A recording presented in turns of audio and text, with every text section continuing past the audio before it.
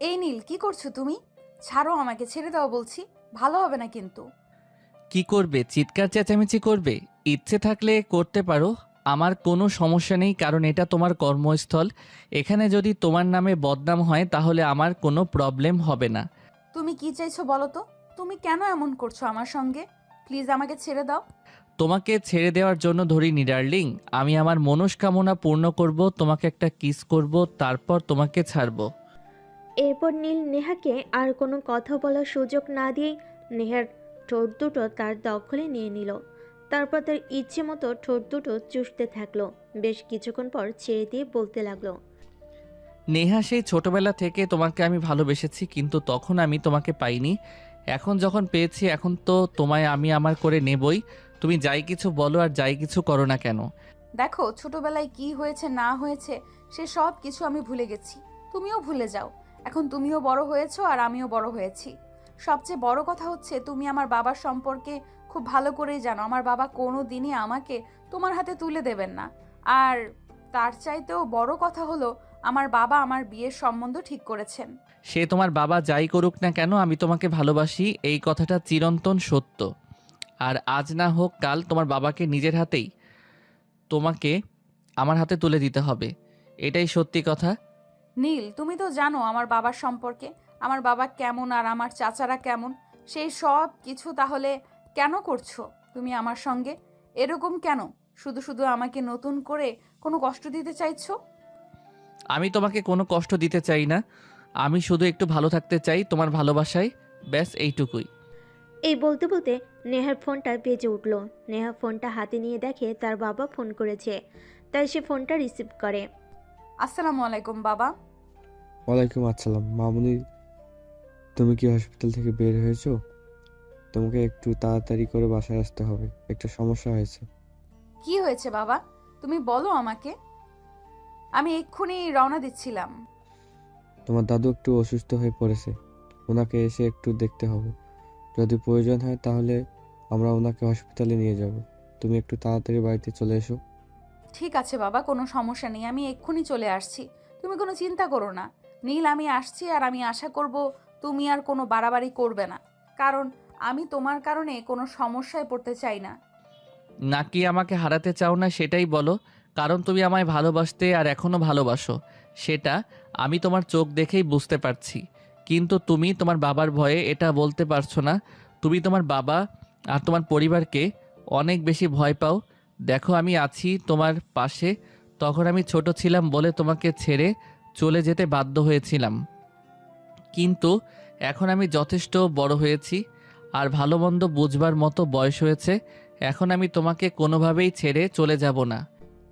নেহা নীলের কথাই কোনো উত্তর না দিয়ে সেখান থেকে চলে গেল। হসপিটাল থেকে বের হয়ে নেহা একটা রিক্সা নিল। তার বাসা থেকে হসপিটালের দূরত্ব খুব বেশি না। তার রিক্সায় যেতে সর্বোচ্চ 10 মিনিটের মতো সময় লাগবে। সে রিক্সায় বসে বসে ভাবছিল সেই ছোটবেলার কথা। নেহার বয়স তখন 10 বছর। সে তখন ক্লাস 4-এ পড়াশোনা করে একটা ইংলিশ মিডিয়াম স্কুলে। তারা জয়েন্ট ফ্যামিলিতে বসবাস করত। তখন তার বড় চাচার একটা মেয়ে ছিল, যে কিনা একটা ছেলের সাথে সম্পর্কে যুক্ত। সেদিন বিকেলবেলা কিরে নেহা, কি করছিস? আমি একটু বাইরে যাব, যাবি আমার সঙ্গে? আমার তো বাইরে যেতে মন চায়, কিন্তু আব্বু দেখে অনেক বকাবকি করে। সেটা তো তুমি জানোই। সারা দিন বাড়িতে বসে বসে শুধু পড়াশোনা করতে হয়, আমার আর ভালো লাগে না। ছোট আব্বু এখন বাড়িতে নেই, একটু শহরে গেছে, একটা কাজে আসতে সন্ধ্যা হবে। তুই আমার সঙ্গে গেলে যেতে পারিস, আমি ছোট আম্মুকে বলে এসছি। ঠিক আছে, তাহলে কোনো সমস্যা নেই, আমি যাব তোমার সঙ্গে। কিন্তু তুমি কোথায় যাবে আর কেন যাবে সেটা কি বলবে আমাকে?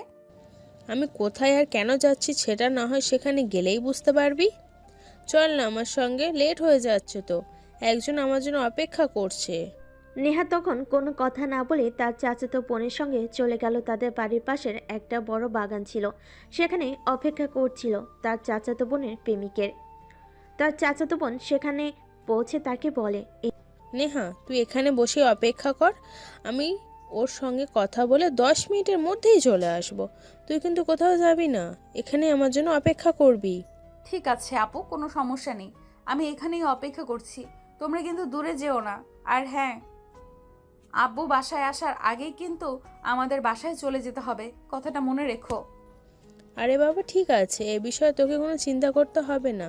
আমি তো জানি ছোট আব্বু চরিত্র সম্পর্কে। আমি সময় মতন চলে আসব, আর ছোট আব্বু বাড়িতে ফিরে আসার আগে আমরা বাড়িতে ফিরে যাব। এই বলে রিমি তার প্রেমিকের সঙ্গে কথা বলতে একটু আড়ালে চলে যায়। আর নেহা তখন সেখানেই একটা বড় আম গাছের নিচে বসেছিল। তখনই হঠাৎ গাছ থেকে একটা পাকা আম নিচে পড়ল, আর গাছের উপর থেকে অট্টহাসির আওয়াজ শোনা গেল। নেহা তখন সেদিকে ফিরে তাকালো। সে উপরের দিকে ফিরে তাকিয়ে দেখতে পেল দুটা ছেলে গাছের মগডালে বসে আছে। তখন সে তাদের উদ্দেশ্য করে বলল, এই কারা তোমরা? আমাদের বাগানে আম চুরি করে খাচ্ছ, আবার আমার উপরে আম ছুঁড়ে মেরেছো। কি করব বলো, তোমার বাবা তো দারুণ কিপটে, আমাদের একটা আমও কুড়িয়ে খেতে দেন না। আজ দেখলাম তোমার বাবা বাড়ির বাইরে চলে গেছেন, তাই তো আম খেতে এলাম। এইভাবে আম চুরি করে খাওয়ার মজাই আলাদা। যদিও আমাদের বাড়িতে অনেকগুলো আম গাছ আর আম রয়েছে, কিন্তু অন্যের কাছে আম খাওয়া খুব ভালো লাগে। তোমরা জানো না অন্য জিনিস চুরি করে খাওয়া পাপ? এগুলো কি তোমাদের স্কুলে শেখায় না? চুরি করে কোথায় খাচ্ছি তুমি তো দেখেই ফেলেছ। এখন তো আর চুরি করতে পারলাম না। যাই হোক, আমরা নিচে আসছি, নিচে এসে তোমার সঙ্গে কথা বলি। নীল আর তার সঙ্গে ছেলেটা দুজনেই নিচে নেমে আসে আর বসে বসে নেহার সঙ্গে গল্প করতে থাকে। তোমার নাম কি? তোমার নামটা তো বললে না। তুমি তো দেখতে দারুণ মিষ্টি। আমি নেহা, নেহা চৌধুরী। আচ্ছা, তোমাদের বাড়ি কোথায়? তোমাদের তো আগে কখনো দেখিনি। বাগানের পিছন দিকটায় আমাদের বাড়ি। তুমি তো হয়তো কখনো বাড়ি থেকে বের হও না, তাই আমাদের দেখতে পাওনি। আচ্ছা, তুমি কোন স্কুলে পড়ো? তোমাকে তো আমাদের স্কুলে আসতে দেখি না। নাকি তুমি স্কুলেই পড়ো না? আমি তো স্কুলে পড়ি। আমি তো আমাদের স্কুলে তোমাদের কেউ দেখতে পাই নাই। তোমরা কোন স্কুলে পড়ো? তোমাদের স্কুলের নাম কি?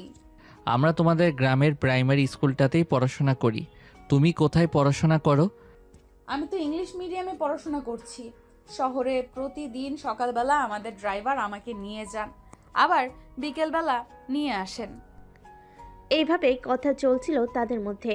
তখনই নেহার বোন সেখানে চলে আসে আর নেহাকে বলে, কি ব্যাপার, ওরা কোথা থেকে আসলো? ওরা কি বাগানে আম চুরি করতে এসেছিল নাকি? আর তুই ওদের সঙ্গে কি গল্প করছিস? আপু, আসলে ওরা আব্বুর ভয়ে বাগানে আম খেতে আসতে পারে না। আব্বু আজ বাড়িতে নেই, তাই আম পাড়তে এসেছে। যাই হোক, তোমরা কথা বলা শেষ হয়ে গেলে বাড়িতে চলো। আব্বু কখন চলে আসবে তার ঠিক নেই, পরে আবার আমাদের বকা শুনতে হবে। হ্যাঁ তাই চল। আর এই ছেলেরা তোমরাও চলে যাও, ছোট আব্বু যদি তোমাদের দেখে তাহলে মেরে হাড্ডিগুড্ডি ভেঙে দেবে। চল নেহা, তাড়াতাড়ি সন্ধ্যা হয়ে আসছে। এ বলে নেহা আর রিমি দুজন বাড়িতে চলে আসে।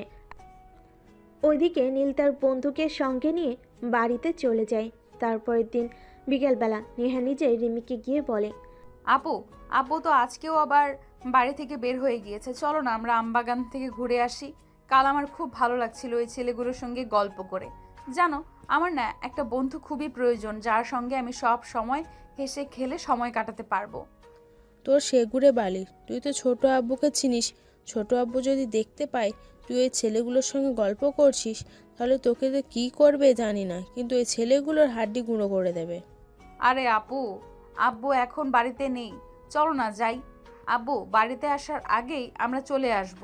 আব্বু কিছু জানতে পারবে না। চলো না প্লিজ, চলো।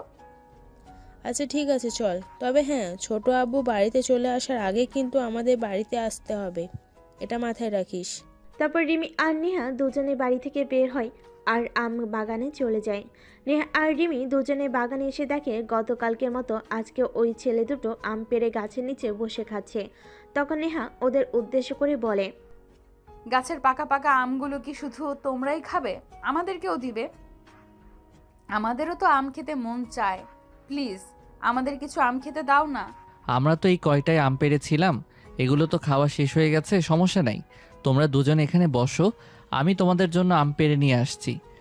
এই বলে নীল লাফ দিয়ে গাছে উঠে যায় আর বেশ কিছু আম পেড়ে তারপর নিচে চলে আসে। তারপর সবাই মিলে একসঙ্গে বসে আম খেতে খেতে গল্প করতে থাকে। তখনই হঠাৎ কথা চলে নেহা নীলকে বলতে থাকে, এই তুমি একটা কাজ করো না, আমার সঙ্গে আমাদের স্কুলে পড়াশোনা করো না? তোমার সঙ্গে গল্প করতে না আমার ভালোই লাগে। প্রতিদিন সকালবেলা আমি তোমাকে আমার সঙ্গে করে একবার গাড়িতে করে নিয়ে যাব, আবার একবার নিয়ে আসব। সত্যি বলছো? তাহলে আমি আজকেই বাড়িতে গিয়ে আমার আব্বুকে বলবো আমাকে তোমাদের স্কুলে ভর্তি করে দিতে। তোমার সঙ্গে সময় কাটাতে আমারও বেশ ভালোই লাগে। নেহা, তুই কি বলছিস? তুই জানিস ছোট আব্বু যদি এই সব বিষয় জানতে পারে তাহলে কিন্তু তোকে মেরে একদম তক্তা বানিয়ে দেবে। তুই তো জানিস ছোট আব্বু চরিত্র সম্পর্কে। আব্বু কিছু জানতে পারবে না, আমাদের ড্রাইভার আঙ্কেল অনেক ভালো। আমি যেটা বলি সেটাই শুনবে। ড্রাইভার আব্বুকে কিছুই বলবে না। তাহলে তো আব্বুর জানার কোনো চান্সই থাকবে না। যাই হোক, সন্ধ্যা হয়ে আসছে, আমরা এখন আসি। ঠিক আছে, আগামীকালকে দেখা হচ্ছে তোমার সঙ্গে তোমাদের স্কুলে। তুমি যদি তোমার সঙ্গে আমাকে নিয়ে নাও যেতে পারো তাও কোনো সমস্যা নেই, আমি সাইকেল চালাতে পারি, সাইকেলে করে চলে যাব। অতঃপর তাদের কথোপকথন সেদিনকার মতো সেখানে শেষ হয়ে যায় আর সবাই নিজেদের বাড়িতে চলে যায়। সেদিন সন্ধেবেলা যখন নীলের বাবা কাজ শেষ করে বাড়িতে ফিরল তখন সে তার বাবার সঙ্গে বায়না করতে থাকলো। আব্বু, এখানে পড়াশোনা করতে আমার একটু ভালো লাগছে না। গ্রামের সবাই ইংলিশ মিডিয়াম স্কুলে পড়াশোনা করে, আমিও ইংলিশ মিডিয়াম স্কুলে পড়াশোনা করব। প্লিজ আমাকে ইংলিশ মিডিয়াম স্কুলে ভর্তি করিয়ে দাও। আমাদের নুন আনতে পান্তা বুড়ি, আর এদিকে সাহেব নাকি ইংলিশ মিডিয়ামে পড়াশোনা করবেন।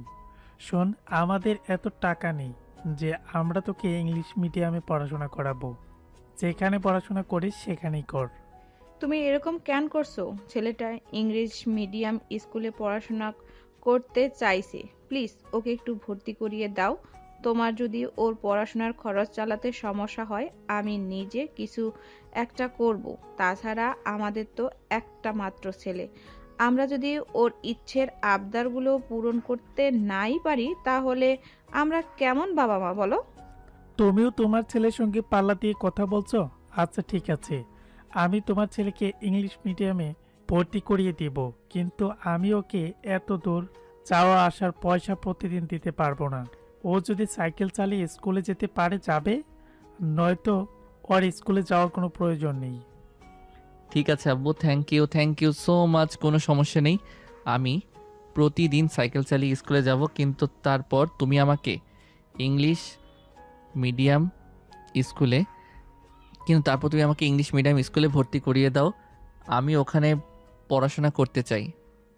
আমি তোমাদের একমাত্র ছেলে, বড় হয়ে কিছু একটা করতে চাই, যেটা এখানকার স্কুলে পড়াশোনা করে সম্ভব হবে না। হ্যাঁ বাবা, ঠিক আছে, কোনো সমস্যা নেই। তুই আমাদের একমাত্র সন্তান, তুই আমাদের কাছে কিছু চাইবি আর আমরা তোকে সেটা দেব না, হতে পারে না কি? এমনটা তোর জন্য আমরা সব কিছু করতে রাজি আছি। আমরা আমাদের সবটা দিয়ে চেষ্টা করছি। অতঃপর কথাবার্তা শেষ করে সবাই মিলে সেদিনকার মতো রাতের খাবার শেষ করে ঘুমিয়ে পড়ল। পরের দিন সকালবেলা ঘুম থেকে উঠে নীল একদম পরিপাটি হয়ে রেডি হয়ে নিল। তার এমন অবস্থা দেখে তার আম্মু তাকে বলে, কি রে নীল, তুই কি স্কুলে পড়াশোনা করতে যাচ্ছিস নাকি এই বয়সে প্রেমের হাওয়া মনে ঢুকেছে সে যে এরকম হিরোর মতো সেজে তারপর স্কুল যাচ্ছিস? আরে আম্মু, এসব তুমি কি বলছো? আমি এখনো অনেক ছোট, ওসব করার বয়স আমার হয়নি। তাছাড়া ইংলিশ মিডিয়াম স্কুলে ভর্তি হতে যাচ্ছি বলে কথা, একটু তো পরিপাটি হয়ে যেতেই হবে, তা না হলে তো সবাই আমাকে বলবে আমি একটা গাইয়া খ্যাত। ইংলিশ মিডিয়াম স্কুলে পড়াশোনা করার মতো কোনো যোগ্যতাই আমার নেই, তাই তো একটু পরিপাটি হয়ে রেডি হয়েছি। ঠিক আছে বাবা, কোনো সমস্যা নেই। এখন একটু তাড়াতাড়ি বাড়ি থেকে বের হও, আমাকে আবার তোমাকে অ্যাডমিশন করিয়ে দিয়ে কাজে যেতে হবে। আমি যদি ঠিকঠাক মতো কাজ না করি তাহলে তোমার পড়াশোনার খরচ কে চালাবে সেটা তুমি আমাকে নিজেই বলো না। এভাবে কথা বলতে বলতে নীল আর তার আব্বু বাসা থেকে বের হয়ে চলে গেল স্কুলে অ্যাডমিশন করতে। স্কুলে অ্যাডমিশন পর্ব শেষ হলে নীল তার স্যার ক্লাসরুমে নিয়ে গেল। ক্লাসরুমে স্যারের সঙ্গে নীলকে দেখতে পেয়ে নেহা তো মহা খুশি। স্যার নীলকে সবার সঙ্গে পরিচয় করিয়ে দিল আর তারপর ক্লাস শুরু হলো। এদিকে দেখতে দেখতে টিফিন আওয়ার চলে আসলো। নীল আর নেহা দুজনে ক্যান্টিনে বসে আছে, সামনাসামনি গল্প করছে। নীল, তুমি তো আজ টিফিন নিয়ে আসোনি, চলো না আমরা টিফিন নিয়ে এসেছি, সেটা আজ দুজনে ভাগ করে খেয়ে নেই। তুমি তো শুধুমাত্র তোমার জন্যই টিফিন নিয়ে এসেছো। এখন যদি তোমার খাবারটা আমি খেয়ে ফেলি তাহলে তো তোমার ওইটুকু সামান্য খাবারে পেট ভরবে না, তখন তোমার কষ্ট হবে।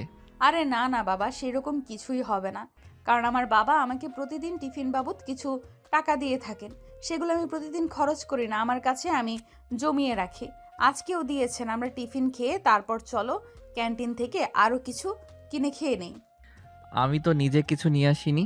এখন কি তোমার থেকে সব পুরোটা খাওয়া ঠিক হবে? একদম এভাবে কথা বলবে না।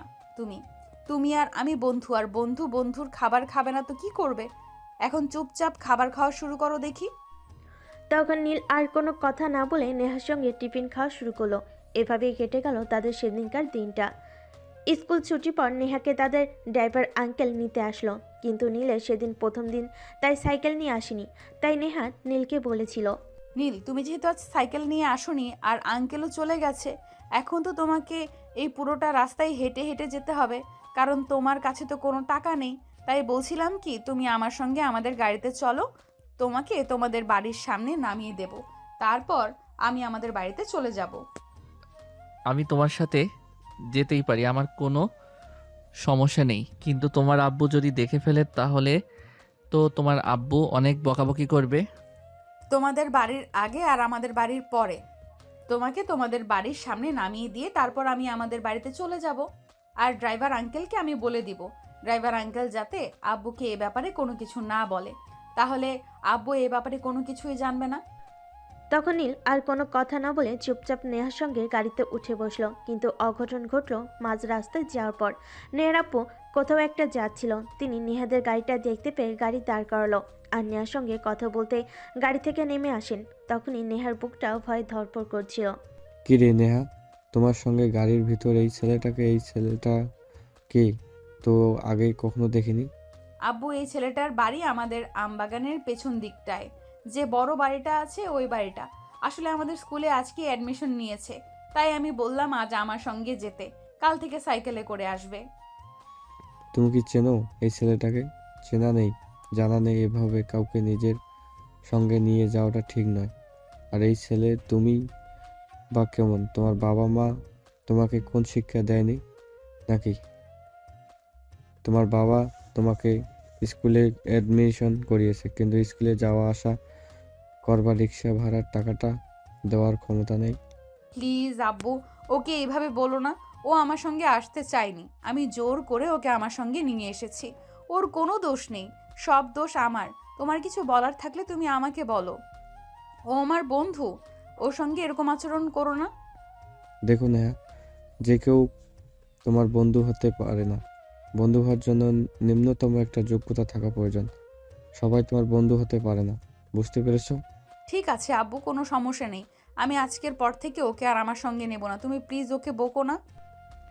তারপর নেহার বাবা সেখান থেকে চলে গেল, তাও গাড়িতে করে বাড়িতে চলে আসলো।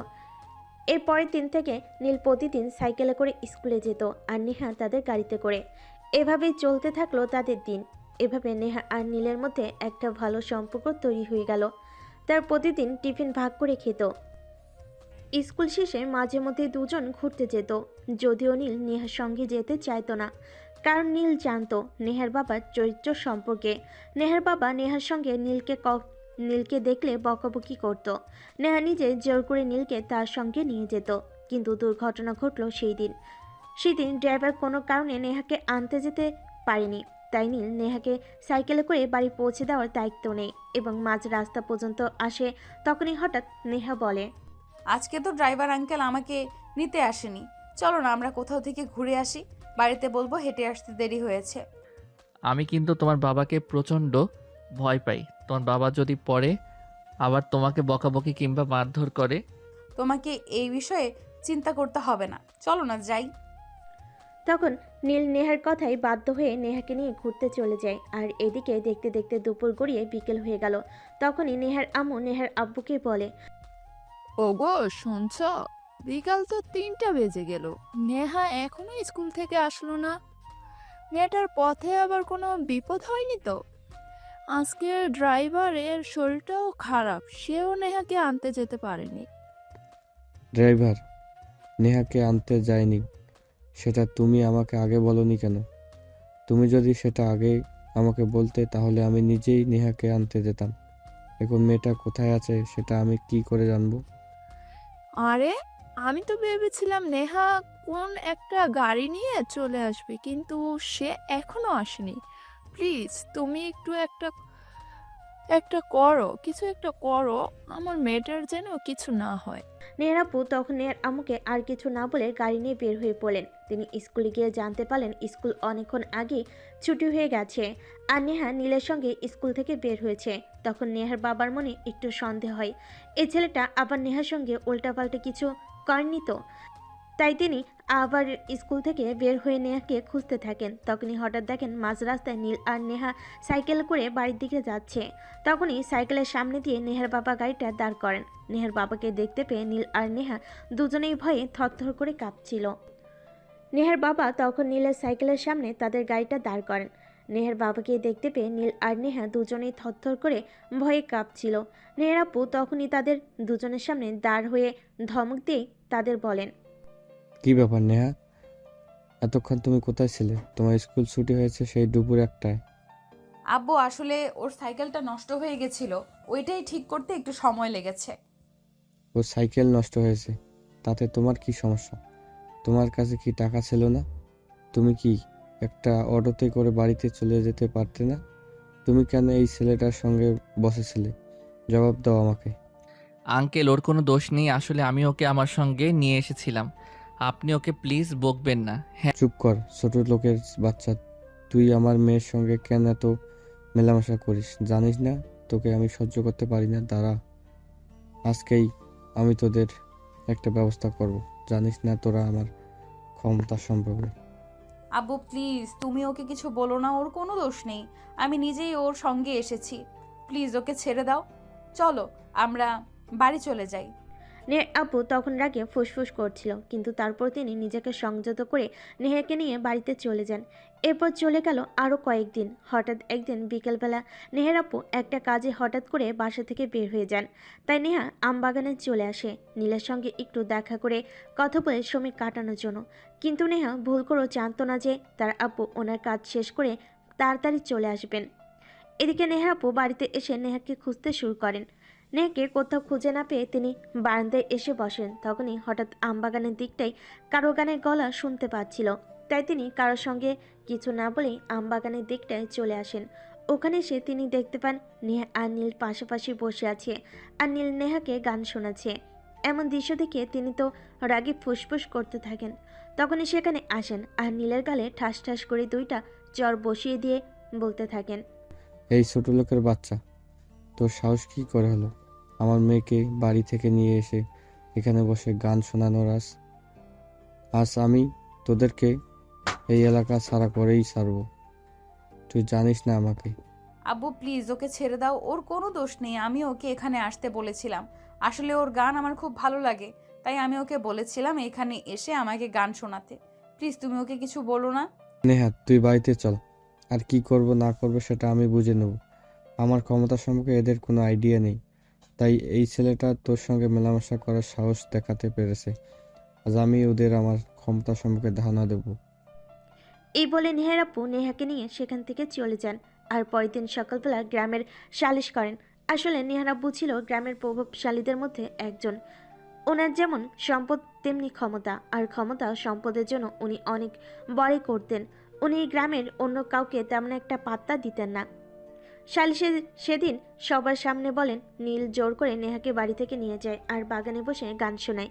ছেলেটার মধ্যে খারাপ চরিত্রের লক্ষণ আছে। তিনি আরও অনেক বাজে বাজে কথা বলেন নীলকে এবং গ্রামের সবার কাছে বলেন যে নীল এবং তার পরিবারকে এই এলাকা ছাড়তে হবে। তার যদি এই এলাকায় থাকে তাহলে গ্রামের কোনো মেয়ে নিরাপদে থাকতে পারবে না। দেখুন আপনারা ভুল করছেন, আমার ছেলে এরকম নয়। আমার ছেলে যথেষ্ট ভালো আর ভদ্র একটা ছেলে। আপনারা কেন অযথায় আমার ছেলেটাকে মিথ্যে দোষারোপ করছেন? প্লিজ আমার ছেলেটার সঙ্গে আপনারা এরকম করবেন না। কিন্তু এ যুগে টাকা পয়সা কথা বলে, তাই নীলের বাবার কথা কেউ শুনলেন না। সালিশের সিদ্ধান্ত হলো 1 সপ্তাহের মধ্যে নীলকে এবং তার পরিবারকে এই এলাকা ছেড়ে চলে যেতে হবে। কিন্তু তারপর নীলের বাবা চেয়েছিল এলাকায় থেকে যেতে, কিন্তু পরের দিন থেকে তাদের উপর শুরু হয় নানা রকম অত্যাচার।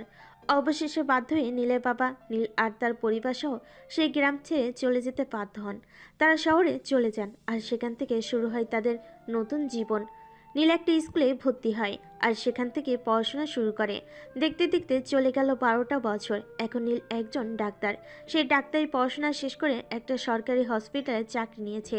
আর আজকে তার চাকরিতে জয়েন হবার ডেট। তাই সে সকালবেলা ঘুম থেকে উঠেই নিজের কর্মস্থলে যাওয়ার জন্য তৈরি হয়ে যায়। আজকে তার প্রথম দিন, তাই তাকে একটু আগে ভাগে যেতে হবে। তাছাড়া তার পোস্টিং হয়েছে এমন একটা এলাকায় যেখানে তার বাসা থেকে যেতে প্রায় 4 ঘন্টার মতো সময় লাগবে। তাই সে একটু সকালবেলায় বের হয়েছে। অপরদিকে নেহাও সেই একই হসপিটালে চাকরি হয়েছে। তার দুজনে যে একই হসপিটালে চাকরি নিয়েছে সেটা তাদের মধ্যে কেউই জানতো না। আর 12 বছর চলে গেছে, এর মধ্যে তাদের দুজনের মধ্যে কোনো যোগাযোগও ছিল না। কারণ নীল এরপর আর কখনোই গ্রামের বাড়িতে যায়নি। যদিও নেহা অনেকবার নীলের সঙ্গে যোগাযোগ করার চেষ্টা করেছে, কিন্তু যোগাযোগ আর হয়ে ওঠেনি। আর করবেই বা কী করে? নীল তো শহরে চলে গিয়েছে, কিন্তু কোন শহরে গিয়েছে সেটা তো নেহা জানতো না।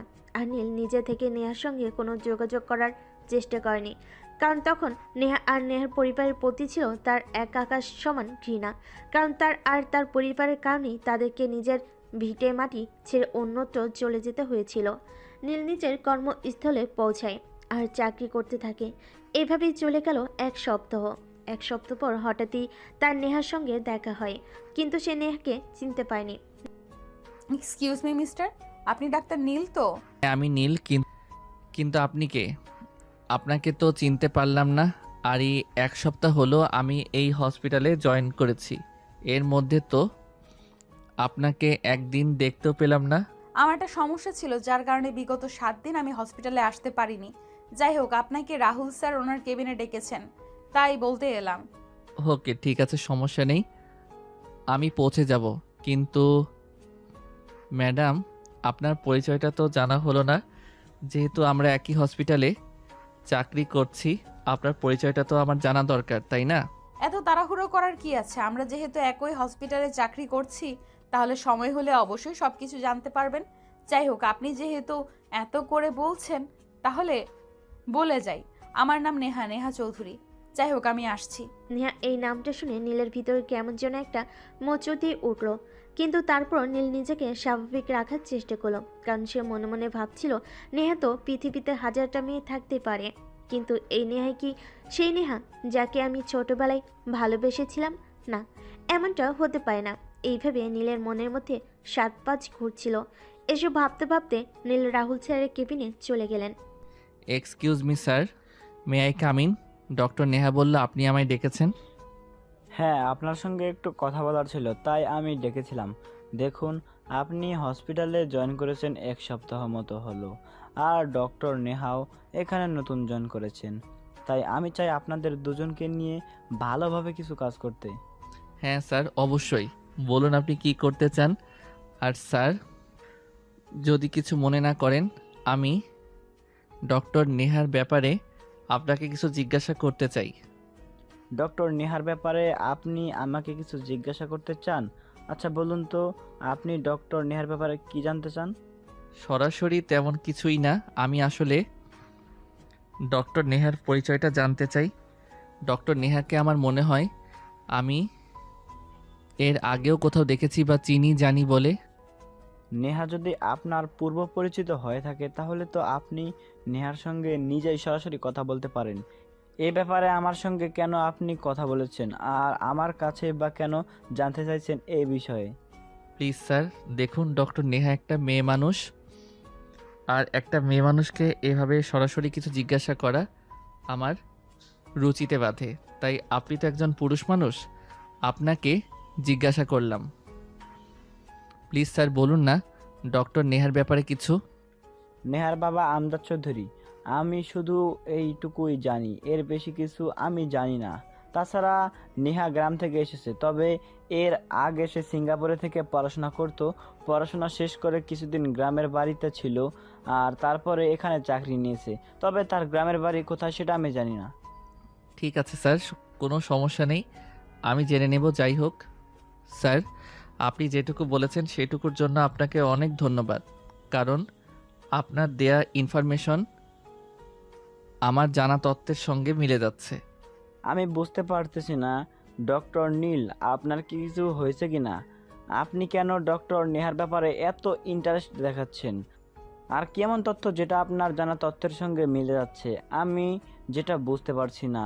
আপনি কি দয়া করে আমায় কিছু খুলে বলবেন? না স্যার, আমি এক্ষুনি আপনাকে কিছু বলতে চাইছি না, আর বলতে চাইও না। যদি আমার জানা তথ্যের সঙ্গে আপনার দেয়া তথ্য মিলে যায় তাহলেই আমি আপনাকে সব খুলে বলবো। এখন আমি আসি। আর হ্যাঁ স্যার, আপনাকে একটা রিকোয়েস্ট, আমি যে ডক্টর নেহার ব্যাপারে আপনার কাছে জিজ্ঞাসা করেছি এটা যেন ডক্টর নেহা বা অন্য কেউ জানতে না পারে, প্লিজ স্যার। এই কথা বলে ডক্টর রাহুলের চেম্বার থেকে বের হয়ে নিচে চলে যায়। আর এদিকে দেখতে দেখতে আরও বেশ কয়েকদিন কেটে গেল।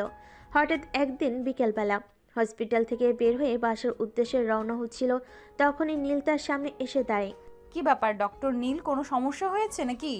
আপনি হঠাৎ আমার গাড়ির সামনে এসে দাঁড়ালেন। ডক্টর নেহা, আমি আপনার সঙ্গে একটু কথা বলতে চাই, প্লিজ একটু সাইডে আসুন। কি বলবেন এখানেই বলুন।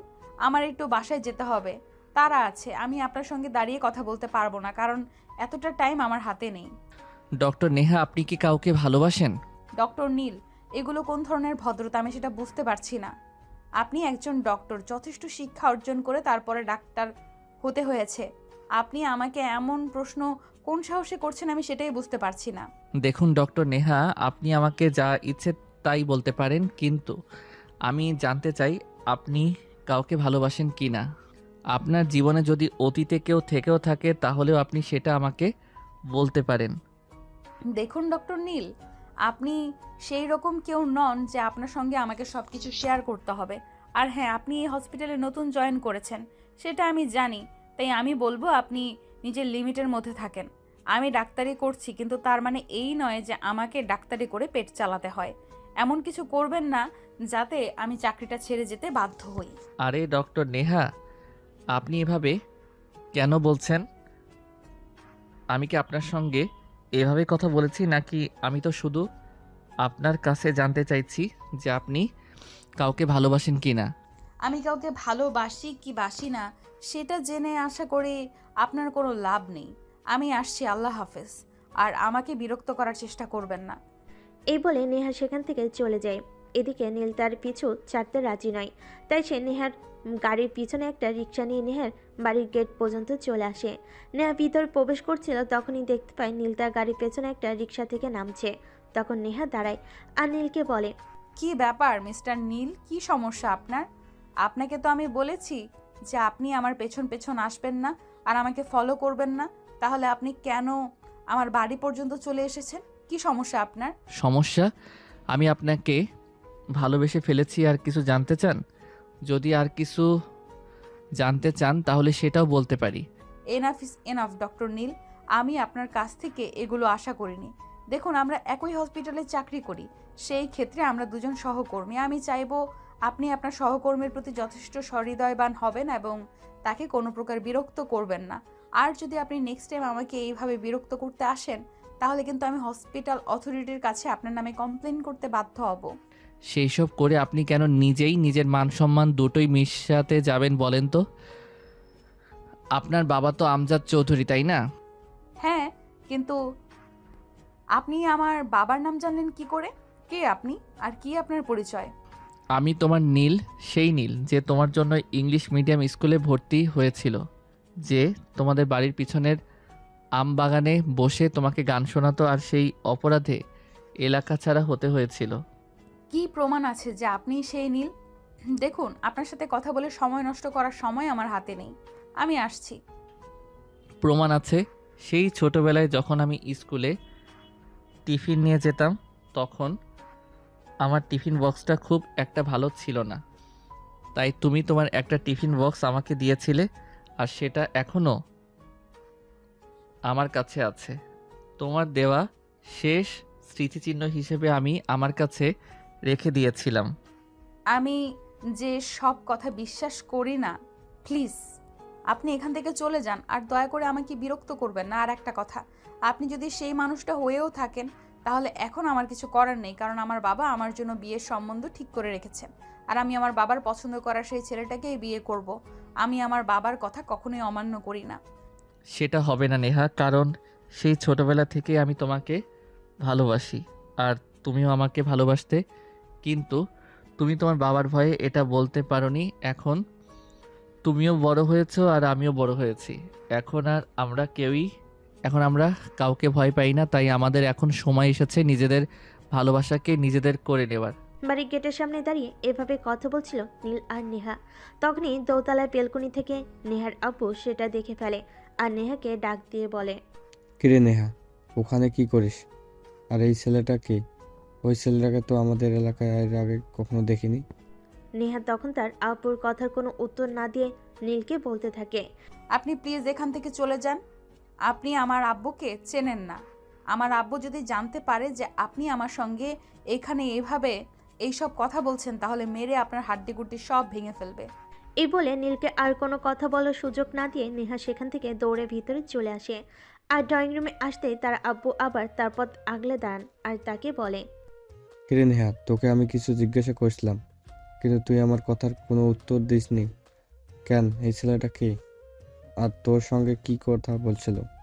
আব্বু, এই ছেলেটা এই শহরে নতুন এসেছে আর সামনের বাসার একটা ঠিকানা জিজ্ঞেস করছিল, তাই আমি তাকে বলে দিচ্ছিলাম।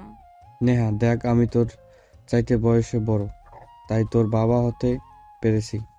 আমাকে ভুলভাল বুঝাতে আসিস না। আমি দেখছি তুই অনেকক্ষণ ধরেই ছেলেটার সঙ্গে কথা বলছিস, বল আমাকে। আব্বু, ছেলেটা এলাকায় নতুন এসেছে, তাই অনেক কিছুই বলে তারপর বোঝাতে হয়েছে। আমি এই ছেলেটার সঙ্গে কি কথা বলতে যাব? তুমি কি আমায় বিশ্বাস করো না নাকি? আমি সেটাই বুঝতে পারছি না। ঠিক আছে, ভিতরে রুমে যাও। আর একটা কথা বলার ছিল তোমাকে, আগামীকাল তো শুক্রবার। তোমার এই যে ছেলেটার সঙ্গে বিয়ের দিন তারিখ ঠিক করে রাখা হয়েছে, সে বাংলাদেশে ফিরে এসেছে আর আগামীকালকেই তোমাদের এঙ্গেজমেন্ট হবে। আব্বু, এত তাড়াতাড়ি করার কি আছে? এসব সবে তো আমি ডাক্তারি পাশ করে চাকরি নিয়েছি। কয়েকটা দিন চাকরি করতে দাও, আমাকে একটু স্বাধীন হয়ে বাঁচতে দাও, তারপর বিয়ে শাদী নিয়ে চিন্তা করি। চাকরি বাকরি তো বিয়ের পরেও করতে পারবে, তাই না? ওই ফ্যামিলির কেউ তো তোমাকে চাকরি করতে নিষেধ করেনি। ছেলেটা এতদিন পর বাংলাদেশে এসেছে, তাই চাই এঙ্গেজমেন্ট সেরে তোমার সঙ্গে কিছু সময় কাটাতে। তারপরও বাবা, তুমি প্লিজ এই ছেলেটাকে বলো আমাকে আর কয়টা দিন সময় দিতে। আমি এখনই বিয়ে বা এঙ্গেজমেন্টের জন্য মানসিকভাবে প্রস্তুত নই। তুমি প্রস্তুত নও, নিজেকে প্রস্তুত করো। ছেলেটা বাংলাদেশে এসেছে শুধু তোমাকে বিয়ে করার জন্য। আর আমি কি করে এসব কথা বলবো বলো? আমি এসব কথা বলতে পারবো না। তুমি নিজেকেই তৈরি করো। নেহা তখন কোনো কথা না বলে সেখান থেকে সোজা নিজের রুমে চলে গেল। তারপর দরজা বন্ধ করে অনেকক্ষণ কান্নাকাটি করলো। নিজের অতীতের কথা মনে পড়ে কত সুন্দর ছিল সেই ছোটবেলাকার দিনগুলো। সে তো নীলকে সত্যি মন থেকে ভালোবেসে ফেলেছিল, যেটাকে ছোটবেলার প্রেম বা প্রথম ভালোবাসা বলা হয়ে থাকে। কিন্তু ভালোবাসাটা তার জন্য ভালো ছিল না, যার কারণে তার নীলকে হারিয়ে ফেলতে হয়েছিল। এখন যেহেতু আবার নীল ফিরে এসেছে, সে কি নীলকে পাবে? এসব চিন্তা করছিল নেহা। তার মনে আরও একটা চিন্তা ঘুরপাক খাচ্ছিল, সে কি তার নীলকে পেয়েছে, নাকি এটা নীলরূপী অন্য কেউ? এসব চিন্তা করতে করতে নেহা একদম চিন্তায় বিভোর হয়ে যাচ্ছিল। সে বেলকনিতে বসেছিল, এমন সময় হঠাৎ তার ফোনটা বেজে উঠল। সে মোবাইলটা হাতে নিয়ে দেখে একটা আননোন নাম্বার থেকে ফোন এসেছে। নেহা সচরাচর আননোন নাম্বারে ফোন রিসিভ করে না, কিন্তু তারপর তার মনে কি জানি একটা বাজলো, তাই সে ফোনটা রিসিভ করে। আসসালামু আলাইকুম ডক্টর নেহা, কি ব্যাপার, কেমন আছেন আপনি? ওয়ালাইকুম আসসালাম। আল্লাহর রহমতে ভালোই আছি, কিন্তু কে আপনি? আপনার পরিচয় কি? আপনাকে তো আমি চিনতে পারিনি। আমি আপনার খুব কাছের একজন কেউ ডক্টর নেহা, আপনি একটু ভাবেন তাহলে চিনতে পারবেন। ও আচ্ছা, আপনাকে আমি চিনতে পেরেছি। আপনি ডক্টর নীল, তাই না? আপনি আমার নাম্বার কোথায় পেলেন আর আমাকে কেনই বা ফোন করেছেন? নেহা, আমি তোমাকে এখনো ততটাই ভালোবাসি যতটা তখন বাসতাম। প্লিজ নেহা, তুমি তোমার বাবাকে আর ভয় পেও না, আমার হয়ে আমার কাছে চলে আসো। দেখুন, আমি আপনাকে তখনও রিকোয়েস্ট করে বলেছি আর এখনও বলছি, আপনি প্লিজ আমার পথ থেকে সরে যান। আপনি তো জানেন আমার বাবার চরিত্র সম্পর্কে। আমার বাবা যদি জানতে পারে আপনি আবারও আমার লাইফে ফিরে এসেছেন, তাহলে হয়তো আপনাকে খুন করে ফেলতে পারে, কারণ আপনাকে আমার বাবা একদমই সহ্য করতে পারে না। তোমার ভালোবাসা পাওয়ার জন্য আমি সব কিছুই করতে পারি। প্লিজ নেহা, তুমি আমার লাইফে ফিরে আসো। সেটা সম্ভব নয় ডক্টর নীল, কারণ আমার বাবা আমার বিয়ের সম্বন্ধ ঠিক করে রেখেছে। সেই ছেলে এতদিন দেশের বাইরে ছিল আর কয়েকদিন হলো বাংলাদেশে এসেছে, যেটা আমি জানতাম না। আর আজকে বাসায় আসার পর জানতে পারলাম আমার আব্বু বলেছে আগামী শুক্রবার ওই ছেলের সঙ্গে আমার এঙ্গেজমেন্ট হয়ে যাবে। হোক, তাতে আমার কোনো সমস্যা নেই। ওই ছেলের সঙ্গে তোমার এঙ্গেজমেন্ট হয়ে গেলে যে তোমার বিয়ে হয়ে যাবে তেমন তো নয়, দুটো সম্পূর্ণ আলাদা বিষয়। এঙ্গেজমেন্ট হোক, বিয়ে তো হবে না, বিয়ে তো তোমার আমার সাথেই হবে। প্লিজ ডক্টর নীল, ছোটবেলায় কি হয়েছে না হয়েছে সেই সব কিছু ভুলে যান। এখন বড় হয়েছেন, আমিও বড় হয়েছি। তাছাড়া আমি আমার বাবাকে প্রচণ্ড ভয় পাই। আমি আমার বাবার বিরুদ্ধে গিয়ে কিছু করতে পারবো না, সেই সাহস আমার নেই। নেহা, তুমি একবার বলো যে তুমি আমাকে বিয়ে করতে রাজি আছো। তোমার সাহস থাকতে হবে না, আমি নিজেই তোমার বাবার কাছে গিয়ে আমাদের বিয়ের প্রস্তাব দেব। তাছাড়া এখন তোমার বাবা আর আমি সমান সমান, কারণ ভাগ্যের চাকা কখন কাকে কোথায় নিয়ে যায় সেটা বলা যায় না। আমাদের অর্থবিদ্যা এখন আর কিছুতেই কমতি নেই যে তোমার বাবা আমাকে অবহেলা করে ফিরিয়ে দিতে পারবেন। কিন্তু তারপরেও, কারণ আমার বাবা এক কথার মানুষ, তিনি যখন কিছু বলেন তখন সেটা করেই ছাড়েন। আর আপনাকে তো বললাম যে আমার এঙ্গেজমেন্ট আগামীকাল। এই বলে নেহা কান্না করতে থাকে আর ফোনটা কেটে দেয়। অপরদিকে নেহার কান্না শুনে নীলের যেন একদম বুক ফেটে যাচ্ছিল। সে তখন সরাসরি তার আব্বুর রুমে চলে যায় আর সবকিছু খুলে বলে। সবকিছু শুনে তার আব্বু বলে, কেন এখনো অতীতকে বুকের মধ্যে পুষে রেখেছিস বাবা? কেন এখনো অতীতকে বুকের মধ্যে পুষে রেখেছিস বাবা? একটা মানুষের শুধুমাত্র কষ্টই দিতে পারে, এছাড়া কিছুই দিতে পারে না, সেটা তুই খুব ভালো করেই জানিস। কিন্তু তারপরেও কেন তুই এমনটা করছিস? আব্বু, আমি এখনও নেহাকে ততটাই ভালোবাসি যতটা তখন বাসতাম। তাই নেহাকে ছাড়া বেঁচে থাকা আমার পক্ষে সম্ভব নয়। তুমি আমার বাবা, তোমাকে আমি সব কিছু জানিয়েছি। এখন তুমি কি করবে না করবে সেটা একান্তই তোমার ব্যক্তিগত ব্যাপার, কিন্তু সমস্ত পৃথিবীর বিনিময়ে হলেও আমার শুধু আমার নেহাকেই চাই। আমি কিভাবে কি করব কিছুই বুঝতে পারছি না। এদিকে তো নেহার বাবার সঙ্গে আমাদের কোনো ভালো সম্পর্ক নেই, দ্বিতীয়ত নেহার বিয়ের সম্বন্ধ ঠিক হয়ে আছে, আর আগামীকালকে নেহার এঙ্গেজমেন্ট। আমি এখন কিভাবে কি করব তুই নিজেই আমাকে বল। আব্বু, তোমাকে তবে বলেই দিয়েছি আমার সারা পৃথিবীর বিনিময়ে হলেও নেহাকে চাই, কারণ নেহা ছাড়া আমি বেঁচে থাকতে পারবো না। এখন বাকিটা তোমার হাতে, কি করবে তোমরা চিন্তা করে দেখে নাও। নীলের এই কথা শুনে তার বাবা বেশ কিছুক্ষণ চিন্তা করলো, কিন্তু কোনো কুল কিনারা খুঁজে পেল না। কি করবে এখন? নেহার বাবার সামনে কি করে গিয়ে দাঁড়াবেন? যেই মানুষটা একদিন অপমান করেছিল, অসম্মান করেছিল, আর যেই মানুষটার জন্য একদিন গ্রাম ছেড়ে শহরে চলে আসতে হয়েছিল, এখন আবার কেন ওই মানুষটার সামনে যাবে? কিন্তু কোনো উপায়ও দেখা যাচ্ছে না, কারণ নীল ওনার একমাত্র ছেলে। তাই ওনাকে বাধ্য হয়ে নেহার বাবার কাছে যেতে হবে। তিনি নীলকে বললেন, আচ্ছা বাবা, ঠিক আছে, তুই কোনো চিন্তা করিস না, আমি কালকেই নেহার আব্বুর সঙ্গে কথা বলবো, দেখি কি করা যায়। অতঃপর পরের দিন সকাল হতে না হতেই নীলের বাবা প্রস্তুতি নেয় নেহাদের বাড়িতে যাওয়ার জন্য, এবং সকাল 8টার মধ্যে তিনি রওনা দেন। বাড়ির গেটের সামনে দাঁড়িয়ে কলিং বেল চাপ দিচ্ছিলেন। প্রায় 2 মিনিট পর নেহা এসে দরজা খুলে দেয়। নেহাকে দেখতে পেয়ে নীলের আব্বু বলে, আমি যদি খুব ভুল না করে থাকি তাহলে তুমি নেহা, তাই না? হ্যাঁ, আপনি ঠিকই চিনতে পেরেছেন, কিন্তু আমি তো আপনাকে চিনতে পারলাম না। কে আপনি?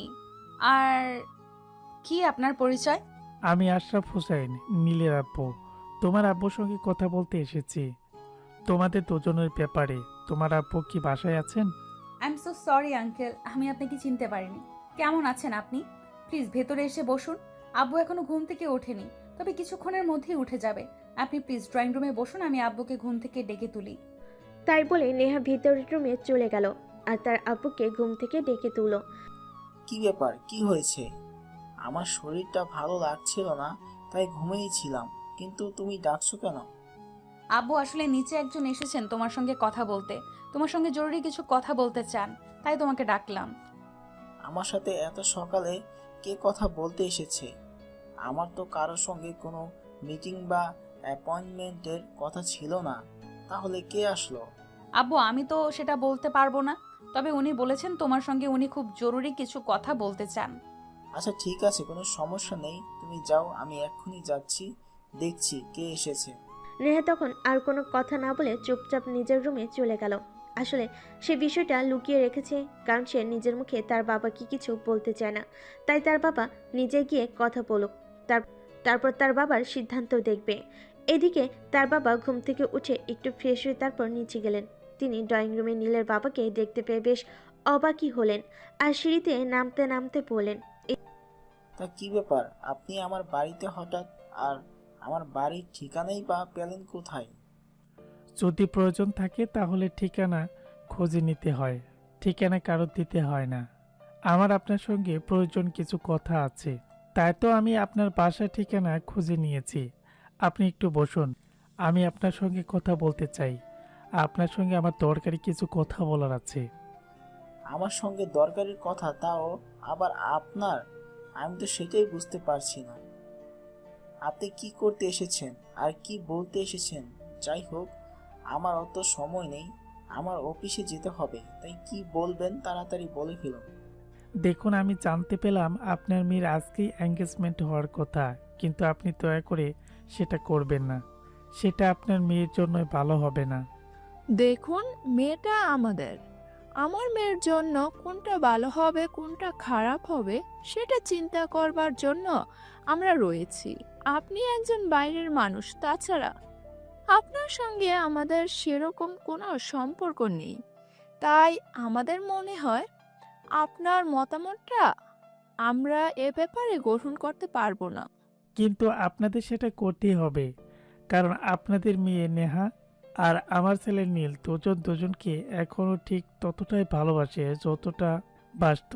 তাই আমি আপনার সঙ্গে কথা বলতে এসেছি। আমি আপনাদের মেয়েকে আমাদের বাড়ি বউ করে নিতে চাই। এই বলে এই কথা শুনে নেহার বাবা আর মা দুজনেই একদম তেলে বেগুনে জ্বলে উঠলেন। ওনারা কোনোভাবে এটা আশা করেননি যে কোনোদিনও নীল বা তার ফ্যামিলি আবার তাদের লাইফে ফিরে আসবে, আর এমন কিছু অপ্রত্যাশিত ঘটনা ঘটবে। তাই নেহার বাবা রেগে খটখট করতে করতে বলেন, দেখুন, আপনার সঙ্গে এতক্ষণ পর্যন্ত ভদ্রভাবে কথা বলেছি, কিন্তু আপনি এখন ভদ্রতার সীমা লঙ্ঘন করেছেন। তাই আমার মনে হয় আপনার সঙ্গে আর ভদ্রতাভাবে কথা বলা উচিত নয়। দয়া করে আমাদের বাড়ি থেকে বের হয়ে যান, তা না হলে কিন্তু সিকিউরিটি ডেকে ঘাড় ধাক্কা দিয়ে বাড়ি থেকে বের করে দিতে বাধ্য হব। আপনারা যদি ভুল করেও সেটা করেন তাহলে সেটা আপনাদের জন্য খারাপ হবে, কারণ আমি একজন বাবা আর নেহারও আপনাদের সন্তান। আমি যখন চাই না যে আমার সন্তান কষ্ট পাক, তেমনি আপনিও চান না আপনার মেয়ে জোর করে অন্য একজনের সাথে বিয়ে দিতে পারেন, কিন্তু সখী কখনোই হতে পারবে না। আপনি এখনই আর এই মুহূর্তে আমাদের বাড়ি থেকে বের হয়ে যান। আমি আপনার সঙ্গে আর কোনো কথা বলতে চাচ্ছি না। আপনার সঙ্গে আমাদের আর কিছুই বলার নেই। আড়াল থেকে সবকিছু শুনছিল নেহা। নিজের আব্বুর এমন কথা শুনে আড়াল থেকে বের হয়ে এসে সবার সামনে দাঁড়িয়ে তার আব্বুকে বলে, আব্বু প্লিজ তোমরা ওনাকে ফিরিয়ে দিও না। আমি নীলকে এখনো ততটাই ভালোবাসি যতটা সেই ছোটবেলায় বাসতাম। নীলকে ছাড়া অন্য কাউকে আমি বিয়ে করতে পারবো না। প্লিজ তোমরা বোঝার চেষ্টা করো। আরে নেহা, এসব তুই কি বলছিস? তোর কাছে কি আমাদের মান ইজ্জতের কোনো দাম নেই? এছাড়া তুই খুব ভালো করে জানিস তো তোর আব্বু ওনার পরিচিত একটা ছেলের সঙ্গে তোর বিয়ের সম্বন্ধ ঠিক করেছেন, আর আজকে তোদের এনগেজমেন্ট। এখন এসব কথা বলতে তোর লজ্জা করছে না? আম্মু, ভালোবাসার মানুষকে নিজের করে চাওয়া আর পাওয়ার মধ্যে কখনো কোনো লজ্জা পাওয়ার কথাই নেই। আমি নীলকে ভালোবাসি আর তাকে আপন করে পেতে চাই, তাহলে এখানে আমার লজ্জা কেন করবে সেটা তোমরাই আমাকে বলো। নেহা, তোর কি মাথা খারাপ হয়ে গেছে নাকি? সেটাই তো আমরা বুঝতে পারছি না।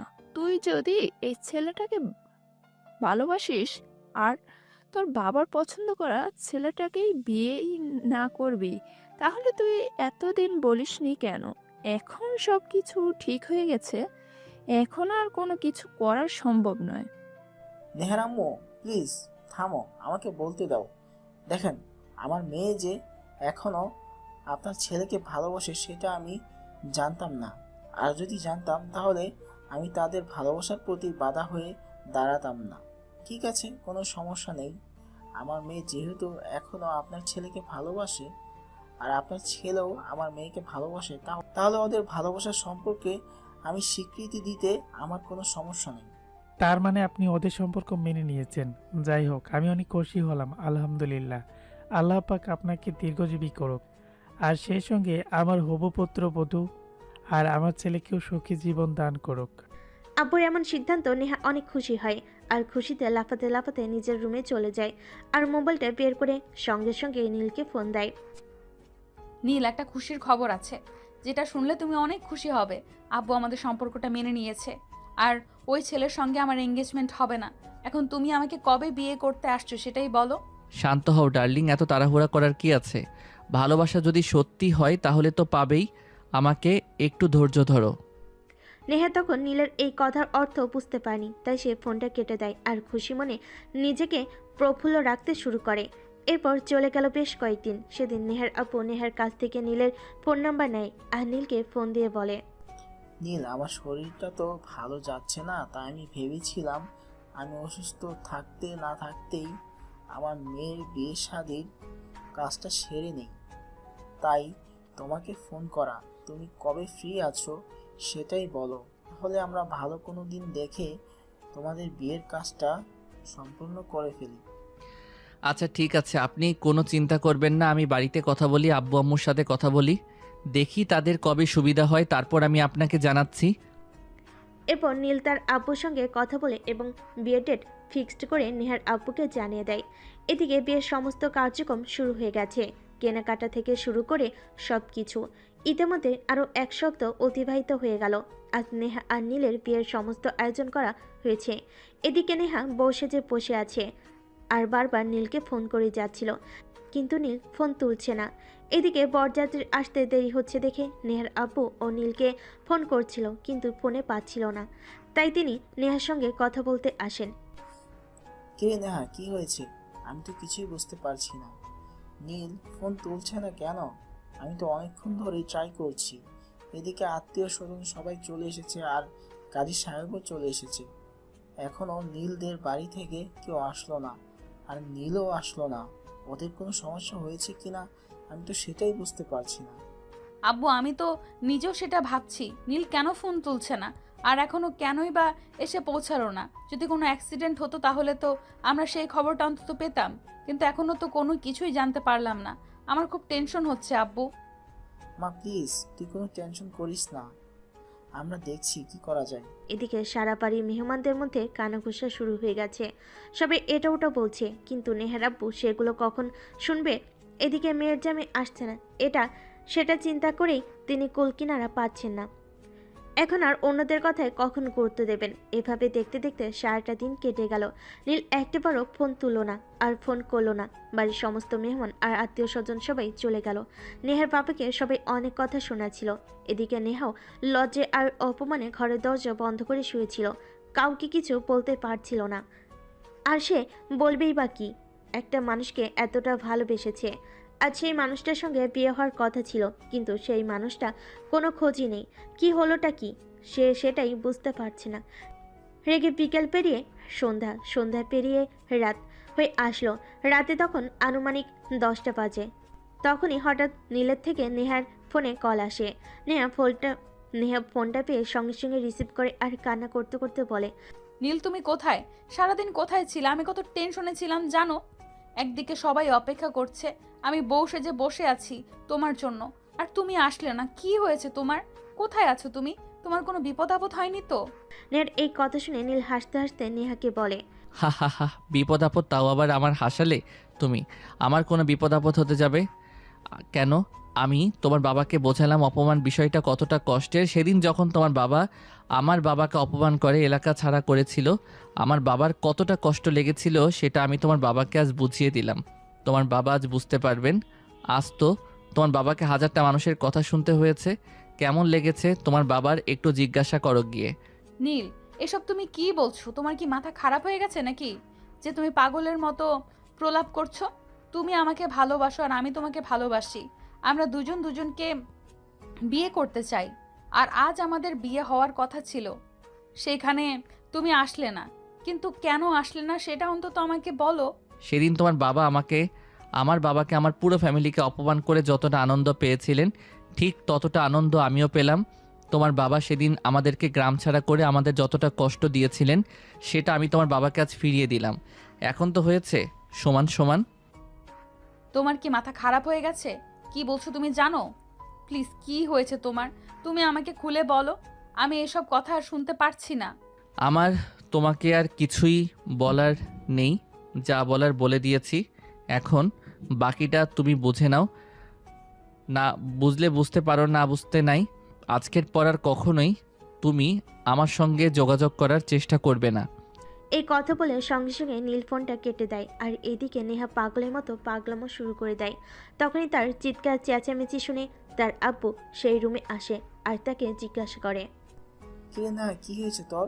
তুই এভাবে কান্না করছিস কেন? চিৎকারই বা কেন করছিস? আব্বু, আমার সব শেষ হয়ে গেল। নীল এই সব কিছু জেনে শুনেই করেছে। প্লিজ তোমরা আমাকে ক্ষমা করে দাও। আমি এত বড় একটা ভুল করব কখনোই ভাবতে পারিনি। বাবা, নীল এটা কি করে আমার সঙ্গে করতে পারলো? আমি তো তাকে এখনো ততটাই ভালোবাসতাম। কেন করলো সে আমার সঙ্গে এরকম?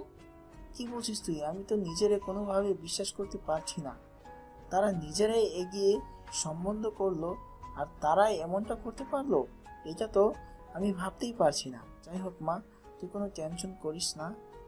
দেখা যাক কপালে কি আছে। আরেকটা কথা মনে রাখবে, আল্লাহ যা করে ভালোর জন্যই করে। হয়তো আল্লাহ তোর জন্য ভালো কিছু রেখেছে। আব্বু, আমি নীলকে ভালোবাসি। নীলকে ছাড়া বেঁচে থাকা আমার পক্ষে সম্ভব নয়। আমি অন্য কাউকে কিভাবে কল্পনা করতে পারি? সে আমার সঙ্গে কেন এত বড় প্রতারণা করলো? কেন এরকমটা করলো? আমি তো সেটাই বুঝতে পারছি না। এদিকে নীল, এটা তুই কি করলি? কেন করলি মেয়েটার সঙ্গে এরকম? মেয়েটা তোকে ভালোবাসে আর তুইও তাকে ভালোবাসিস, কেন মেয়েটাকে কষ্ট দিচ্ছিস? আর তারপরও ফ্যামিলিকে কেন এভাবে অপমানের সম্মুখীন করলি? কাউকে অপমান করাটা আর কারোর ভালোবাসাকে উপেক্ষা করাটা কতটা অপমান আর কতটা কষ্টের, সেটা তারাও বুঝুক। সেদিন আমাদের কতটা কষ্ট হয়েছিল নিজেদের ভিটে মাটি ছেড়ে দূরে চলে যেতে। আজকে তাদেরকেও আমি সেটা বুঝিয়ে দিলাম। কিছু কিছু মানুষকে শিক্ষা দেওয়ার প্রয়োজন আছে। কিন্তু তুই এটা একদমই ঠিক করিসনি। যেটা হওয়া সেটা হয়ে গেছে। এখন পুরো বিষয়গুলো টেনে এনে কোনো লাভ নেই। আমি নেহার আব্বুর সঙ্গে কথা বলি। তুই প্লিজ এখন যা, নেহাকে আমাদের বাড়ি নিয়ে আয়। মেয়েটা তোকে ভালোবাসে, কষ্ট দিস না এইভাবে। নীল তখন কোনো কথা না বলে চুপচাপ বাসা থেকে বের হয়ে চলে যায় আর ফোনটা সুইচ অফ করে রাখলো। সে কোথায় গেল, কোথায় থাকছে, সেসব কোনো আপডেট তার ফ্যামিলির কেউ বা অন্য কেউ কিছুই জানতো না। সে একদম নিরুদ্দেশ হয়ে চলে গেছে। এদিকে নেহা তো পাগলের মতো করছে। নীলকে সে প্রচণ্ড ভালোবাসে। সে সারাক্ষণ শুধু বসে বসে কান্নাকাটি করছে, খাবারও খাচ্ছে না, কারোর সঙ্গে কোনো কথা বলছে না। এরকম অবস্থা দেখে নেহার আব্বু নীলের আব্বুর সঙ্গে যোগাযোগ করার চেষ্টা করেন এবং অনেক খোঁজ নিয়ে নীলের বাড়ি পর্যন্ত তিনি পৌঁছে যান। ড্রয়িং রুমে নীলের আব্বু আর নেহার আব্বু দুজনের সামনাসামনি বসে আছেন। তখন নীলের আব্বু নেহার আব্বুকে বলে, দেখুন, আমি আপনাকে কি বলবো ভাষা খুঁজে পাচ্ছি না। আমি নিজেই বুঝতে পারছি না আমার ছেলে কি করে এরকমটা করতে পারলো। আর সেদিনের পর থেকে বাড়ি থেকে চলে গেছে কোথায় যেন, কোনো খোঁজ খবর আমি কিছুই জানি না। আমিও তো সেটাই বুঝতে পারছি না। নীল কি করে এরকমটা করতে পারলো, আমি তো কিছুই বুঝতে পারছি না। এদিকে আমার মেয়েটাও পাগলের মতো করছে, খাচ্ছে না, ঘুমাচ্ছে না, সারাক্ষণ শুধু কান্না করছে। কি করব কিছুই বুঝতে পারছি না। কিন্তু নীল কেন এরকমটা করলো? এভাবে দুজনে কথা বলতে থাকলো, কিন্তু কি করবে কিছুই করা নেই। তখন নেহার আব্বু নীলের আব্বুকে বলে, আচ্ছা, একটা কাজ করা যায়, চলুন আমরা নেহার সঙ্গে গিয়ে কথা বলে দেখি নেহার কাছ থেকে কোনো কিছু জানা যায় কিনা, নেহাকে একটু শান্ত করা যায় কিনা। অতঃপর নীলের আব্বু আর নেহার আব্বু দুজনে নেহাদের বাড়িতে চলে গেল। নেহা তখনও নিজের রুমে বসে বসে কান্না করছিল। তার দুনিয়ার কোনো হুঁশ নেই, সে একমনে কান্না করে চলেছে। নীলের আব্বু তখন নেহার পাশে গিয়ে বসলো আর মাথায় হাত রেখে বলল, মামনি, তুমি প্লিজ কান্না করো না। আমি জানি তোমরা দুজন দুজনকে অনেক ভালোবাসো। এভাবে চলে যাওয়ার কারণটা আমরা কিছুই বুঝতে পারছি না। তার সঙ্গে যোগাযোগ করার অনেক চেষ্টা করেছি, কিন্তু কোনোভাবেই পেরে উঠছি না। আঙ্কেল, নীল কেন করলো আমার সঙ্গে এরকমটা? আমি তো তাকে প্রচণ্ড ভালোবাসি। তাকে ছাড়া তো আমি আমার জীবনটা কল্পনাও করতে পারি না। একটা সময় ভেবেছিলাম হয়তো জীবনে আর কোনো দিন তার সঙ্গে দেখা হবে না, কিন্তু আল্লাহ পাক পৃথিবীটা গোল করে রেখেছেন। তাই দিন শেষে আবারও তার সঙ্গে দেখা হয়ে গেল আর পুরনো ভালোবাসা জেগে উঠল, কিন্তু এরকমটা হবে আমি তো এটা কল্পনাও করতে পারিনি। তুমি প্লিজ নিজেকে শান্ত করো। নীল তোমার ছিল, তোমারই থাকবে, সে তোমাকেই ভালোবাসে। তুমি ছাড়া দ্বিতীয় কোনো নারী তার জীবনে নেই আর আসবেও না। না, তুমি আল্লাহর উপর ভরসা রাখো। তুমি আল্লাহর উপর ভরসা রাখো, সে নিশ্চয়ই তোমার কাছে ফিরে আসবে। কবে আসবে আর কি করে আসবে? আজ তো 1 সপ্তাহের বেশি হয়ে গেল, এখনো তো তার কোনো খোঁজ খবর নেই। সে কোথায় গেছে, কি করছে না করছে, কোনো খোঁজ খবরই তো আমরা জানি না। কি করে আমরা তাকে খুঁজে পাবো? মা, তুমি আল্লাহর উপর ভরসা রাখো, ফয়সালা মেনে নিতে হবে। আর আল্লাহ নিশ্চয়ই আমাদের সবার জন্য খুব ভালো কিছু রেখেছে। আর নীল তো ছোট বাচ্চা নয় যে সে ভুলভাল কিছু করবে। সে অ্যালার্ট, ভালো মতো বোঝার জন্য যথেষ্ট বয়স আর বুদ্ধি তার রয়েছে, তাই সে নিশ্চয়ই খারাপ কিছু করবে না। তার উপর ভরসা রাখো। এভাবে নীলের আব্বু আর নেহার আব্বু দুজনে নেহাকে বেশ কিছুক্ষণ বোঝালো। আর অনেকক্ষণ পর নীলের আব্বু নিজের বাড়িতে চলে গেলেন। এদিকে দেখতে দেখতে প্রায় 2 মাস হয়ে গেল, এখনো নীলের কোনো খোঁজ খবর নেই। সব বন্ধু বান্ধবের কাছে খোঁজ নেওয়া হয়েছে, কিন্তু তার কোনো খোঁজ পাওয়া যায়নি। তাকে সমস্ত আত্মীয় স্বজনের বাড়িতেও খোঁজা হয়েছে, কিন্তু কোনোভাবেই তাকে খুঁজে পাওয়া যায়নি। আর তার সঙ্গে কোনো যোগাযোগও করা যায়নি। আস্তে আস্তে সবাই বিষয়টা একটু ভুলতে শুরু করছে। এভাবে দেখতে দেখতে 2টা বছর কেটে গেল। নেহা এখনও কাউকে বিয়ে করেনি, কারণ সে নীলকেই এখনও ভালোবাসে। সে তার জীবনে নীল ছাড়া আর অন্য কাউকে কল্পনা করতে পারে না। নেহার আব্বু নেহাকে অনেক বুঝিয়েছে, অনেক চেষ্টা করেছে অন্যত্র বিয়ে দেওয়ার জন্য, কিন্তু নেহা কোনোভাবে রাজি হয়নি। সে সবাইকে পরিষ্কার করে জানিয়ে দিয়েছে, নীল যদি তার জীবনে না আসে তাহলে অন্য কোনো পুরুষ তার জীবনে আসবে না। নেহাকে নেহার আব্বু বুঝিয়েছে, নীলের আব্বু কিন্তু অনেক বুঝিয়েছে নেহাকে বিয়ে করে নেওয়ার জন্য, কিন্তু নেহা তবুও কারোর কোনো কথাই শোনেনি। তার একটাই কথা, বাঁচলে নীলের জন্যই বাঁচবে, আর মরলেও সে নীলের জন্যই মরবে। নীল তার জীবনে ছিল আর থাকবে, এটাই শেষ কথা। এভাবে কাটতে থাকে নেহার দিনগুলো। হঠাৎ একদিন নেহা হসপিটালে ডিউটি শেষ করে বাসায় ফিরছিল, তখনই হঠাৎ রাস্তার মাঝখানে তার গাড়ির সামনে আর একটা গাড়ি এসে দাঁড়ায়। সে অনেকটা ভয় পেয়ে যায় আর আতঙ্কে থাকে, কোনো মাস্তান বাহিনী তার সামনে এসে দাঁড়ালো কিনা সেটা নিয়ে। কে আপনি, আর আমার গাড়ির সামনে গাড়ি দাঁড় করিয়েছেন কেন? তখনই কোনো কথা না বলে গাড়ির ভিতর থেকে নীল বের হয়ে আসে আর নেহার সামনে দাঁড়ায়। নেহা নীলকে দেখে একদম অবাকের চূড়ান্ত সীমায় পৌঁছে গিয়ে জিজ্ঞাসা করে, আরে নীল, তুমি এখানে কি করে আর কোথা থেকে আসলে? তুমি জানো তুমি চলে যাওয়ার পর আমরা সবাই তোমাকে কত খুঁজেছি, কতবার তোমার সঙ্গে যোগাযোগ করার চেষ্টা করেছি, কিন্তু কোনোভাবেই তোমার সঙ্গে যোগাযোগ করতে পারিনি। তুমি কোথায় ছিলে এতদিন? কেন যোগাযোগ করোনি আমাদের সঙ্গে? আমি সরি নেহা, প্লিজ আমাকে ক্ষমা করে দাও। আমি যে ভুলটা করেছি জানি আমার অযোগ্য, তারপর আমি তোমার কাছে ক্ষমা চাইছি। প্লিজ আমাকে ক্ষমা করে দাও। তোমাকে ক্ষমা চাইতে হবে না, আর আমি তোমাকে ক্ষমা করে দিয়েছি। দেখো, আমি তোমাকে ভালোবাসি, তোমার জন্য আমি সব কিছু করতে পারি, কিন্তু তুমি আমাকে এইটা বলো যে সেদিন তুমি কেন কাউকে কোনো কিছু না বলে বাড়ি থেকে বের হয়ে চলে গিয়েছিলে, আর এতগুলো বছর তুমি কোথায় ছিলে? সেদিন আমি বাড়ি থেকে বের হয়ে এসে জাস্ট সিঙ্গাপুরে চলে যাই, সেখানেই ছিলাম এতদিন, কিন্তু এত কিছুর পরেও আমি তোমাকে ভুলতে পারিনি। আজও আমি তোমাকে ততটাই ভালোবাসি যতটা সেদিন বেসেছিলাম, তাই আমি আজকেই সেখান থেকে চলে এসেছি। প্লিজ নেহা, তুমি আমাকে ক্ষমা করে দাও আর তোমার জীবনে ফিরিয়ে নাও। তোমাকে ছাড়া আমি নিজেকে কল্পনা করতে পারি না। আমি তোমাকে আমার জীবনে ফিরিয়ে নেব, আর তুমি আবারও আমার সঙ্গে সেম কাজটা করে আমাকে কষ্ট দিয়ে আমাকে ফেলে রেখে চলে যাবে। কখনোই না নেহা, আর কখনোই তোমাকে ফেলে রেখে চলে যাব না। আমি জানি আমি রাগ আর জেদের বশে যেটা করেছি সেটা খুবই খারাপ কাজ করেছি, কিন্তু বিশ্বাস করো, তোমাকে আমি একটা সেকেন্ডের জন্যও ভুলে থাকতে পারিনি। সারাক্ষণ আমার শুধু তোমার কথাই মনে পড়েছে। তোমাকে ছাড়া আমি কি করে থাকবো তুমি বলো আমাকে? সত্যি বলছো তো তুমি? তুমি আর কখনো আমাকে ছেড়ে যাবে না তো? সারা জীবন তুমি আমার হয়ে থাকবে তো? নীল তখন কাঁদতে কাঁদতে নেহার হাত দুটো ধরে বলে, বিশ্বাস করো তুমি, আমি তোমাকে আর কখনোই ছেড়ে যাব না। সারা জীবন আমি তোমার হয়ে থাকবো। I love you Neha, will you marry me? Yes, I do. অতঃপর নীল নেহাকে নিয়ে সোজা নেহাদের বাড়িতে চলে যায়। আর নেহার আব্বুর সঙ্গে দেখা করে নেহার বাবা নীলকে দেখে বলে, আরে নীল, তুমি এতদিন পর কোথা থেকে আসলে? আর এতদিন কোথায় বা ছিলে? তুমি জানো তোমাকে আমরা কতবার খোঁজার চেষ্টা করেছি, কিন্তু কোথাও তোমাকে খুঁজে পাইনি। এদিকে তুমি কোথায় ছিলে? আসলে সিঙ্গাপুর চলে গেছিল, ওইখানেই ছিল এতদিন। কিন্তু আমার ভালোবাসা যে সত্য, আমার ভালোবাসার টানে তাকে ফিরে আসতে হয়েছে। এখন তোমরা দুই পরিবার মিলে আমাদের দুইজনকে একসাথে করে দাও প্লিজ। সেটা না হয় করলাম, কিন্তু সমস্ত আয়োজন কমপ্লিট হওয়ার পর যদি নীল আবারও এরকমটা করে তখন কি হবে বলো? নেহার আব্বুর এই কথা শুনে নেহা কিছু বলতে চাইছিল, কিন্তু নীল তাকে বলতে না দিয়ে সে নিজেই বলতে শুরু করে। না আঙ্কেল, এরকমটা আর কখনোই হবে না। আমি আর কখনোই নেহাকে ছেড়ে যাব না। নেহাকে আমি ভালোবাসি, আর খুব বেশি ভালোবাসি। তাকে ছেড়ে যাওয়ার কোনো প্রশ্নই ওঠে না। আমি সারা জীবন তাকে তো দূরের কথা, আপনাদের কেউ ছেড়ে যাব না। সব্বাইকে সাথে নিয়ে বাকি জীবনটা সুখে শান্তিতে পার করতে চাই। আচ্ছা ঠিক আছে, কোনো সমস্যা নেই। আমরা খুব শীঘ্রই তোমাদের দুজনের 4 হাত এক করে দেওয়ার বন্দোবস্ত করছি। কিন্তু এখন তুমি আগে তোমাদের বাড়িতে যাও, তোমার আব্বুর আম্মুর সঙ্গে কথা বলো। তা অনেক কষ্ট পেয়েছি তোমার এভাবে চলে যাওয়াতে।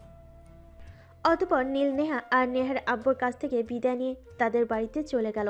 আর তার আব্বুর সঙ্গে সবকিছু খুলে বলে সবকিছু শুনে তার আব্বু বিষয়টা মেনে নেয়।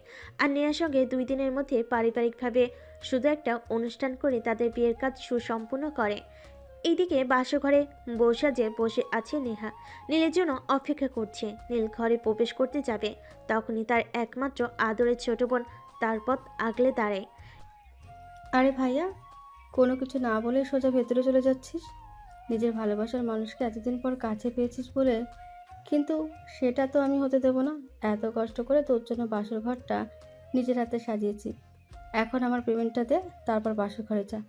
আরে তুই তো আমার নিজের বোন, আর ভাইয়ের জন্য এইটুকু করবি না তো কি করবি? তোকে আবার আমি কেন পেমেন্ট দিতে যাব? সর এখান থেকে, আমাকে আমার বউয়ের কাছে যেতে দে। কখনোই না, এটা কোনোভাবেই হবে না। আগে আমাকে আমার পেমেন্টটা বুঝিয়ে দে, তারপরে তোকে তোর বউয়ের কাছে যেতে দেবো।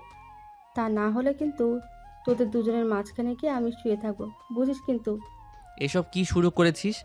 আমি সেটাই বুঝতে পারছি না। আচ্ছা ঠিক আছে, এই নে, এখানে পুরো 10,000 টাকা আছে। আশা করি তুই তোর পেমেন্ট পেয়ে গেছিস। এখন ঝটপট আমার রুম থেকে বের হও, আর আমাকে আমার ভালোবাসার মানুষটার কাছে যেতে দে। পাখিটা কত বছর ধরে আমার জন্য অপেক্ষা করছে, শুধু আমার একটু ভালোবাসা পাওয়ার জন্য। হ্যাঁ হ্যাঁ, সেটা তো দেখতেই পাচ্ছি আর বুঝতেই পাচ্ছি। এখন যা তুই তোর বউয়ের কাছে। আর হ্যাঁ, আমিও কিন্তু একটা ছেলেকে ভালোবাসি।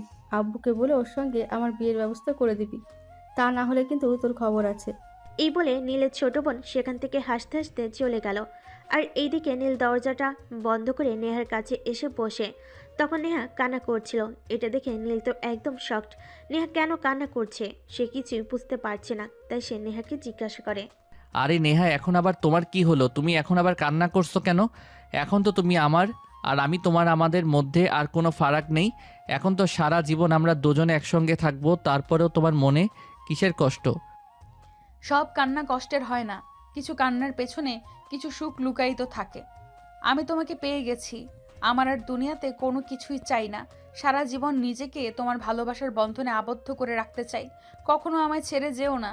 তুমি যদি আমাকে ছেড়ে চলে যাও, আমার মরে যাওয়া ছাড়া আর কোনো পথ খোলা থাকবে না। কারণ আমি তোমাকে এতটাই ভালোবাসি, তোমাকে ছাড়া 1 সেকেন্ড কল্পনা করতে পারাও আমার জন্য মৃত্যুর সমতুল্য। দূর পাগলে, আমি কি এত দূর থেকে ছুটে চলে এসেছি তোমাকে ছেড়ে চলে যাওয়ার জন্য? আমি তোমাকে কখনোই ছেড়ে চলে যাব না। আমি তোমার আছি আর তোমারই থাকবো, কারণ তোমাকে যে আমি ভীষণ ভালোবাসি, নিজের চাইতেও অনেক অনেক বেশি ভালোবাসি। আই লাভ ইউ পাগলি। Love you two. নীল তখন নেহার চোখের পানি মুছে দিয়ে বলতে থাকে।